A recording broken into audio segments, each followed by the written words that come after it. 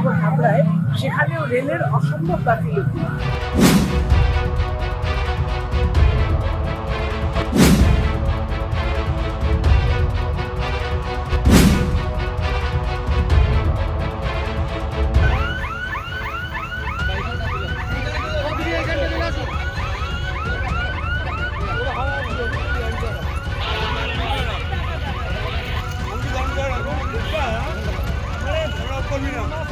সবাই যদি আমাদের লোকজনের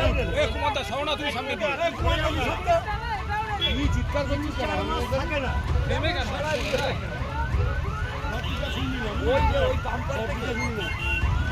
ওই যে বাইরে রেলের পোল, ওইখান থেকে রেলের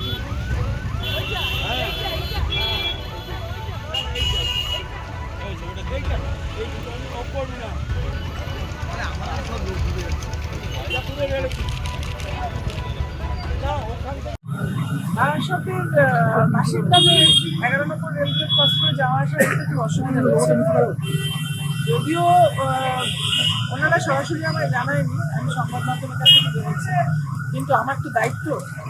সুতরাং এই যে রেলওয়ের এই অবস্থা শুধু এখানে নয়, আমি বলি যে 23-24-25 যে রেলগুলো আছে অশোকনগর হাবড়ায়, সেখানেও রেলের অসম্ভব গাফিলতি এবং রেলের এই যে ব্যর্থতা, এতে করে কিন্তু আমাদের আশঙ্কা যে কোনো মানুষ চাপা পড়তে পারে, মারা যেতে পারে, অ্যাক্সিডেন্ট হতে পারে।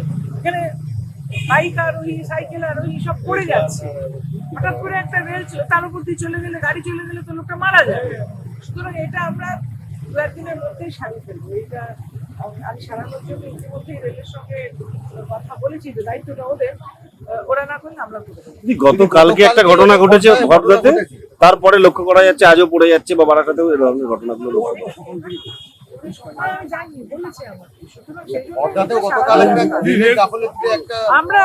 আমি তো এটা চিঠি লিখবো মন্ত্রকে, এটা তাদের দৃষ্টিগোচরে যে এরকম মানুষের অসুবিধা,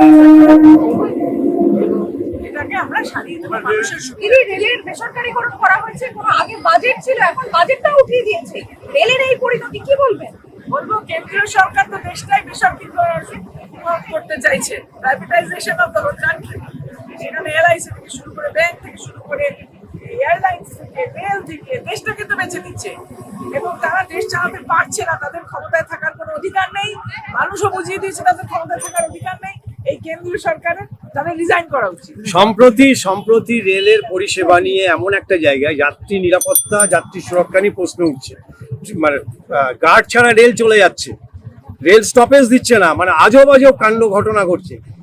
এই ঘটনা এরকম অভিনব যে ঘটনাগুলি ঘটছে, কেন্দ্রীয় সরকারের মানুষের প্রতি দায়বদ্ধতা তলানিতে এসে ঠেকেছে, তারা দেশ চালাতে পারছে না।